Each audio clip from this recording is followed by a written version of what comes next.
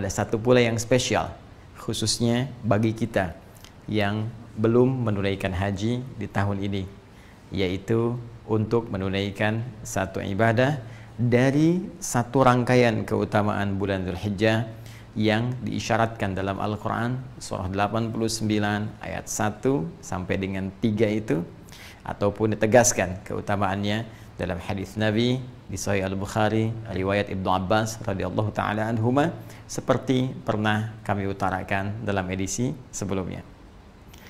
Di antara 10 hari yang istimewa itu ada satu yang sangat spesial yang tidak ditemukan dari hari pertama, hari kedua sampai ke-8 yang telah kita lalui.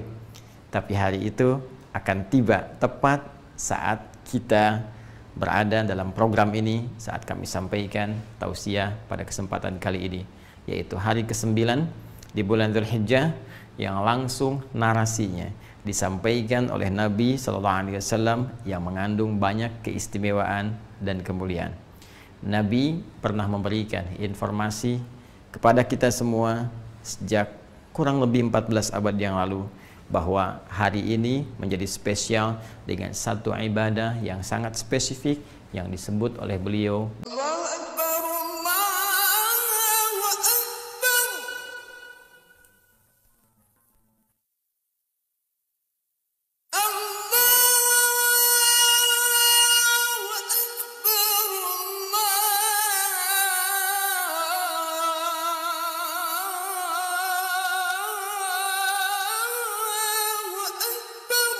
Bismillahirrahmanirrahim. Assalamualaikum warahmatullahi wabarakatuh.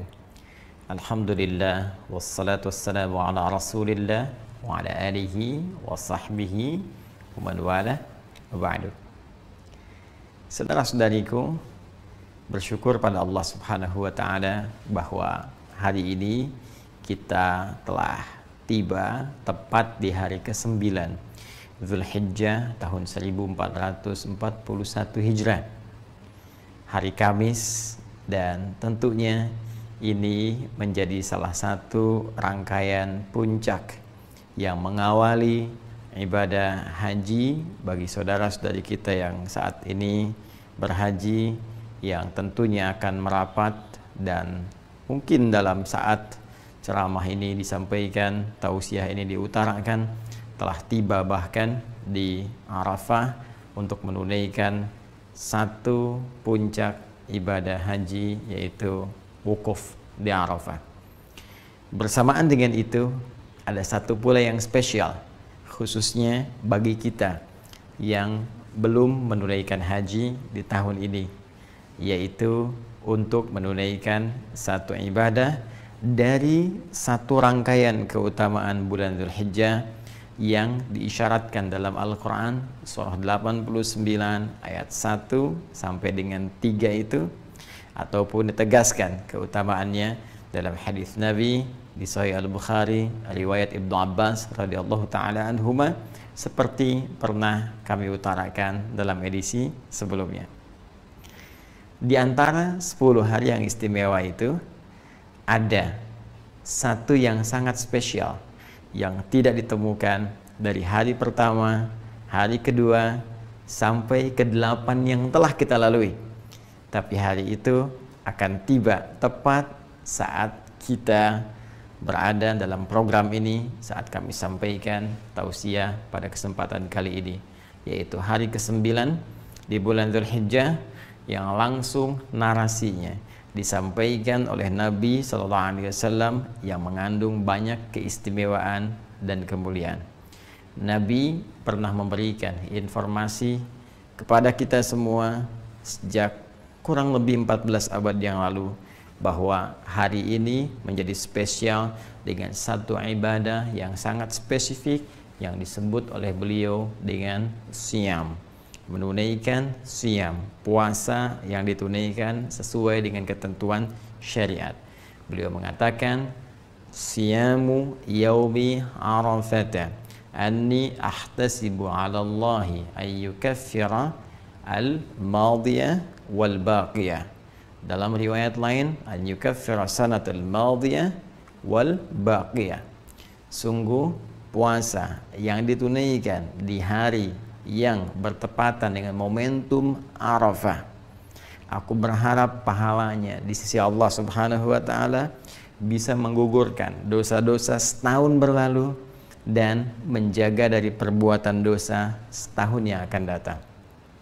Teman-teman sekalian, hari ini menjadi spesial dalam uraian hadis Nabi SAW karena tanggal 9 ini disebut oleh Rasulullah SAW bertepatan dengan momentum Arafah, saat para jemaah haji menunaikan prosesi wukuf sebagai rangkaian puncak haji yang ditunaikan dan menjadi inti dari penunaian ibadah haji dari sekian rukun yang harus kemudian diikuti.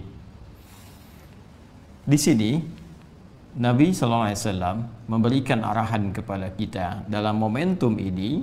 Kita diminta oleh Rasulullah untuk menunaikan ibadah spesifik berupa siam.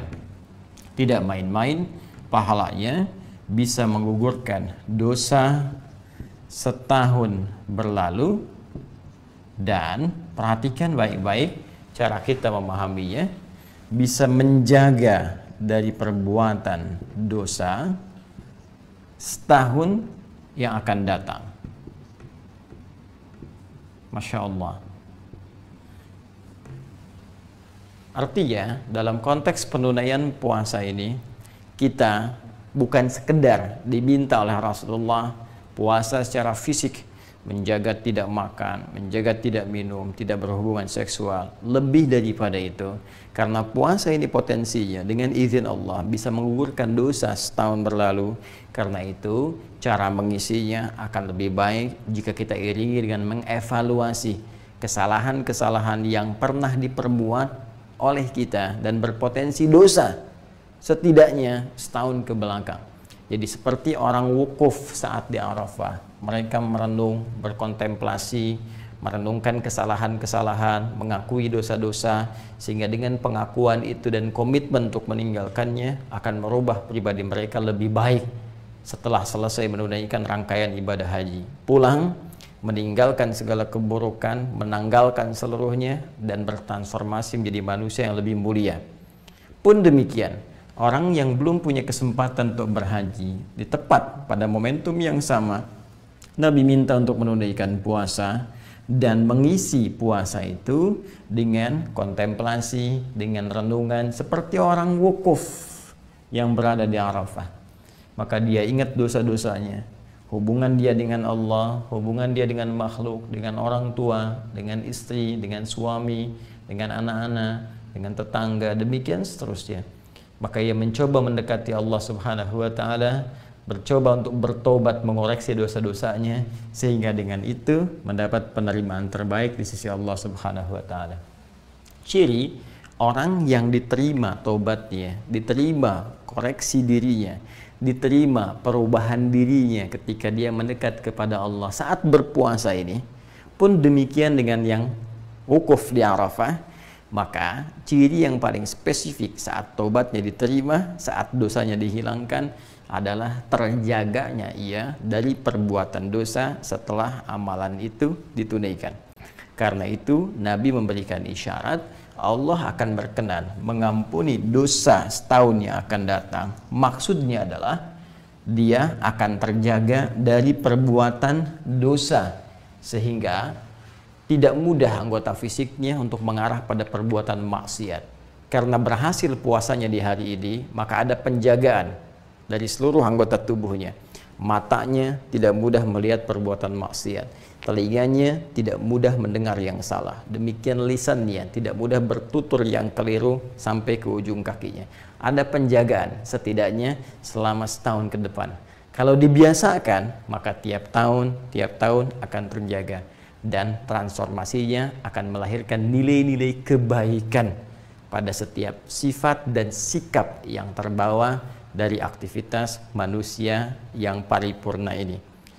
Jika demikian, boleh jadi ada banyak orang yang berhasrat untuk menunaikan puasa di hari ini, tapi belum tentu berhasil menjalaninya jika sekedar hanya menahan lapar, haus, dan kebutuhan biologis atau seksual saja. Karena itu, isi hari ini dengan banyak berenung, banyak berkontemplasi, mengoreksi diri. Dan buktinya akan terlihat setelah kita melalui ibadah yang kita tunaikan sebagai puasa bertepatan dengan momentum Arafah di hari ini. Jika setelah puasa ini belum mampu kemudian lahir penjagaan-penjagaan tadi, ini menunjukkan ada yang kurang berhasil dalam puasa yang ditunaikan itu. Maka mari buktikan kepada Allah bahwa alhamdulillah kita diberi kesempatan tahun ini. Ini hanya datang setahun sekali. Ya, momentum perubahan, momentum taubat, momentum penerimaan hanya setahun sekali. Jika kita tidak dapat di tahun ini, kita harus tunggu tahun depan. Karena itu, mari kita berjuang, berikhtiar, dan membuktikan kepada Allah dengan kesungguhan kita bahwa semua yang diberikan kepada kita, kesempatan yang mulia ini, kita bisa maksimalkan dengan sebaik-baiknya. Yang terakhir, teman-teman sekalian, seperti orang yang wukuf di Arafah, punya potensi untuk banyak dikabulkan doanya. Karena itu, selain mereka beristighfar, mengoreksi diri, memperbaiki diri, juga semua orang wukuf seluruhnya 100% sudah otomatis akan memanjatkan doa kepada Allah, bermunajat dengan penuh kekhusyuan untuk memohon segala hajat kebaikan dunia dan akhirat. Pun demikian, hari ini momentumnya diserupakan oleh Nabi Shallallahu Alaihi Wasallam, esensinya dari segi esensi seperti orang wukuf di Arafah. Nabi bisa mengatakan puasa pada tanggal 9 Dzulhijjah, puasa di hari ke-9-nya. Tapi Nabi menegaskan siyam yaumi arafata, puasa yang bertepatan dengan momentum Arafah, di hari saat orang wukuf di Arafah. Karena itu, seperti orang wukuf banyak berdoa kepada Allah, maka setidaknya kita pun isi hari ini dengan memohon, banyak berdoa kepada Allah, minta kebaikan-kebaikan. Wa minhum may yaqulu rabbana atina fid dunya hasanah wa fil akhirati hasanah wa qina adzabannar. Ini yang diajarkan doanya langsung oleh Al-Qur'an di surah kedua Al-Baqarah, itu di ayat ke-201. Dan di antara orang-orang itu manusia banyak yang meminta kepada Allah supaya diberikan kemuliaan dunia dan kebaikan akhirat. Maka mohonlah kepada Allah segala kemuliaan-kemuliaan di dunia ini, supaya mata kita menatap yang mulia, sehingga kaki kita, supaya harta kita diberikan kemudian keberkahan oleh Allah, supaya pekerjaan kita dimudahkan tapi yang bermanfaat untuk akhirat kita, melipat gandakan pahala-pahala kita. Isi banyak dengan doa. Kalau ingin lebih spesifik misalnya, kapan orang wukuf di Arafah? Tanggal 9-nya jam berapa tepatnya? Pasti setelah matahari tergelincir, masuk waktu zuhur, mereka melakukan sholat, jamak dengan asarnya. Setelah itu banyak beristighfar, berdoa. Jika kemudian kita konversikan, mungkin di sana masuk misalnya jam 1, taruhlah sudah tiba waktunya, maka tambahkan dengan 4 jam di sini. Jatuhnya jam 5 atau 1 jam sebelum maghrib misalnya. Kalau kita ingin serupakan waktunya, kalau kita ingin bebas, maka mulai detik ini sampai dengan berakhir menjelang maghrib, potensi luas untuk berdoa. Tapi kalau momentumnya kita ingin dekatkan, kita bisa ambil misalnya waktu menjelang maghrib, kita duduk untuk bermohon, kita khusyukkan diri kita dengan penuh keyakinan, dan semoga dengan itu Allah bukan hanya mengampuni dosa kita, tapi mengabulkan seluruh hajat kita. Dengan itulah kemudian besok kita bisa bertakbir, dan takbir adalah lambang keberhasilan kita untuk bisa mendekatkan diri kepada Allah. Karena itulah di Quran surah kedua Al-Baqarah di akhir ayat 185, ketika kita menutup perjuangan kita untuk mendekat kepada Allah saat Ramadan, kita bertakbir, walitukabbirallaha ala ma hadakum wa la'allakum tashkurun, supaya engkau banyak bertakbir karena Allah telah berikan petunjuk kepadamu. Mari kita buktikan, kita berhasil, kita mendapat petunjuk, kita berubah, kita menjadi lebih baik dalam pandangan Allah, supaya besok kita bisa beridul adha dan bertakbir dengan penuh kebahagiaan, kebanggaan sebelum pulang menghadap Allah Subhanahu wa taala. Saya Adi Hidayat pun demikian harus memberikan contoh pertama dari apa yang saya sampaikan ini. Maka saya bermohon maaf kepada saudara-saudariku dimanapun Anda berada, atas setiap sifat, sikap, tutur, perbuatan yang sudah pasti akan terjadi banyak kekeliruan, kesalahan dari apa yang pernah saya perbuat. Saya memohon maaf yang sebesar-besarnya dengan penuh segala kerendahan hati mewakili keluarga besar kami, dan dengan itu pula saya ingin menyampaikan hal yang paling utama. Semoga Allah memuliakan kita, semoga Allah memaafkan segala kesalahan kita, mengampuni dosa-dosa kita, dan saya pun membebaskan, memaafkan segala hal-hal yang terkait dalam kehidupan supaya kita bisa lebih nyaman menghadap kepada Allah Subhanahu wa taala. Demikian, semoga bermanfaat. Subhanakallahumma wa bihamdika asyhadu an la ilaha illa anta astaghfiruka wa atubu ilaik. Assalamualaikum warahmatullahi wabarakatuh.